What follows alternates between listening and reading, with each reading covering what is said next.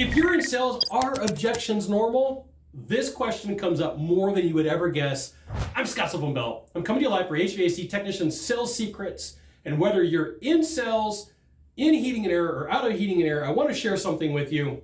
Objections are part of what you deal with. Like if you're a delivery driver, you deal with traffic. If you're a doctor, you deal with blood and guts. If you are a manager, you deal with people. If you are in sales, you deal with objections. Now, sometimes they're induced by you, and sometimes it's just the operating system that the buyer's using. So I want to take you through a process of a way to look at things, a mental model, so to speak, that you can use, okay? So let's say that I'm meeting with you, and depending upon your day and depending upon what you're buying from me, there's going to be times where you're like, Scott, I don't want to hear a sales process, and these people shut you down right from the very beginning. That's normal. That happens. So sometimes what that means is you build a little bit more rapport and you try again.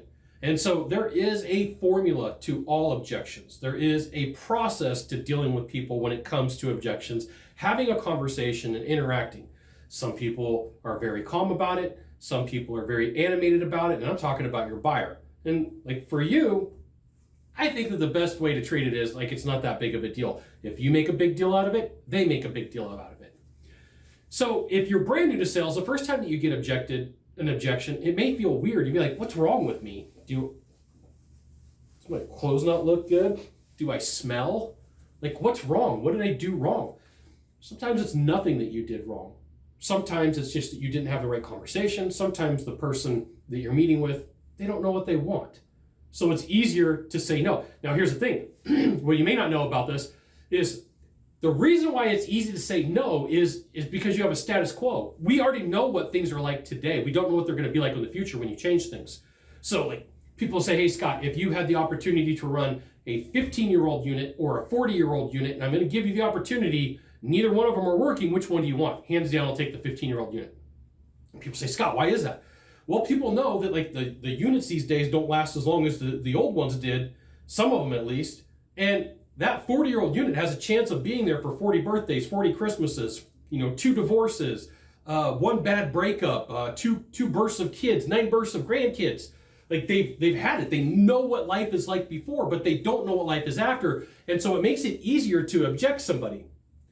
Now, this is why you should join HVAC Technician Sales Secrets, HVAC Tech Secrets right here, because I'll give you the goods, things that I'm not sharing on YouTube and that are not in the Facebook group.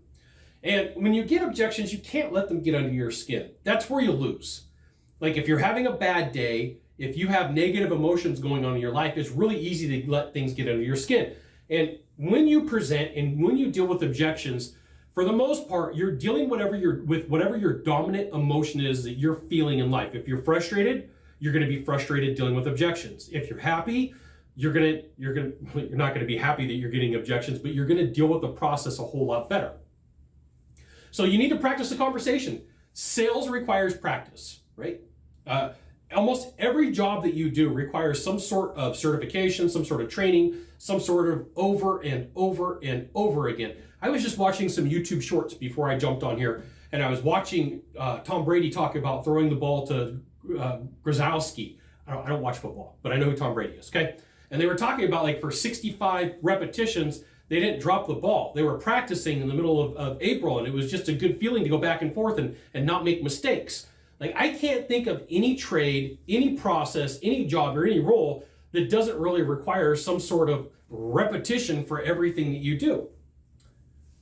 You need to remain calm and stay in get it done mode, right? That is like if there was a thing to put around your body, it's calmness. Somebody says, I'm not doing business with you. I'd never do business with you, right? My first answer for everything I learned a long time ago is I completely understand, right? That's just my first answer. And I've practiced. I completely understand. Thousands of times. I would drive down the road and I would just over and over and over again. I completely understand. I completely understand. I completely understand. I completely understand. I completely understand. Just so that it was like automatic reaction, right? Somebody has an objection. I completely understand, right? You come at me and you're mad. Completely understand. And then I go into a process. Your practice and your ability to remain calm are really your favor. You work towards your favor. You have to keep going. So an objection is kind of like one of those things that steals your momentum.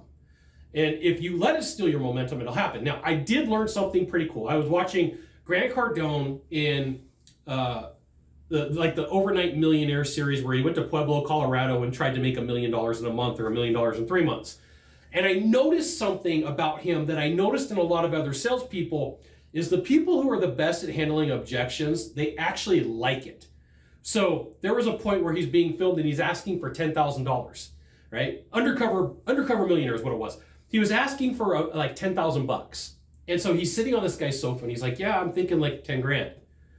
And he sits there and grins and he's got a smile on his face. You can tell that he's having fun. And the guy is like, I don't know if I know you well enough. And he's going through this process of self-talk. I don't know if I know you well enough, but there's something about you that I really do like. And it was because he had good momentum in the process. He wasn't upset. He wasn't mad. He wasn't angry. He was like, I have a dot on the horizon and this is the direction that we're going to march. And the person that was meeting with him, from what I saw, felt that emotion. So dealing with objections sometimes comes down to your certainty, sometimes to your calmness, sometimes comes down to your confidence, and then what are you doing on the outside? Now my natural reaction is to have a frown on my face and be upset just naturally. So I've had to tell myself, like, I have to, this is the process that I'm in the sales process, this is what's going on. And the reason for me is because when I'm in thought mode and when I'm in thinking mode, I release all the energy from my body and it goes straight to my head. So like my face just relaxes so it looks like a frown. So people are like, Scott, why are you frowning? I'm like, I'm not frowning, I'm not upset. But it's confusing to them because they're reading what they see on the outside of me. And so like there's times where people will sit with me and they're like, are you mad? I'm like, no, I'm not mad. I'm deep in thought and I just let my body relax. So you have to realize where you're at in the sales process and what's going on with your body, your vocal pitch, your vocal tone, and your pace. And I gotta let you in on a secret. The first objection's hardly ever the real objection, okay? So I have sat through more sales processes just for me than I can count. I've sat through more sales processes just for other people that I can count. And it's always money or terms. Okay, it almost always comes down to money and terms. They had an expectation of what the money was going to be, you're higher. They had an expectation of what the terms were going to be, they're going to be higher. So you're going to have to get good at dealing with objections, being creative, and figuring out how to remain calm, confident, and like, hey, have the conversation. Like, because there's people out there in your industry that are super cheap, right? They're working out of the back of their truck. They're working out of their garage. They don't have warranties and guarantees. They don't have their technicians show up in uniform. They don't have company vehicles. You're up against Uncle Buck in a truck at that point, right? And if all that money is that matters to them, and you've got a company you work for that's full-fledged, warranties, guarantees, uniforms, paying the guys W-2 wages, paying retirement, paying vacation, you're not going to be able to go up against somebody who hires guys from a big box store and loads them up on a call. You're going to have to talk about quality. You're going to have to talk about longevity. You're going to have to talk about relationships. So there's times where you got to shift the conversation. They're talking about money and terms. You got to bring them over and say, hey, look, here's all the problems you're going to face if that's the way that you go. I can't tell you how to do it. That's the direction that I would go, though. And then last of all, you got to look at the process like it's a game or a puzzle. I shared with you Grant Cardone smiling in Undercover Millionaire. And, for him, it was a game. It was like game on. Like, I'm asking you for money, and he's got this smile on his face.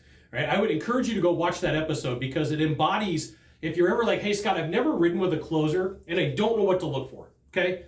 If you ever ride with a closer, what you're going to want to watch is to see how they react to people giving them objections. You want to see how they react when people throw oddball things at them, but you also want to see how much fun that they're having.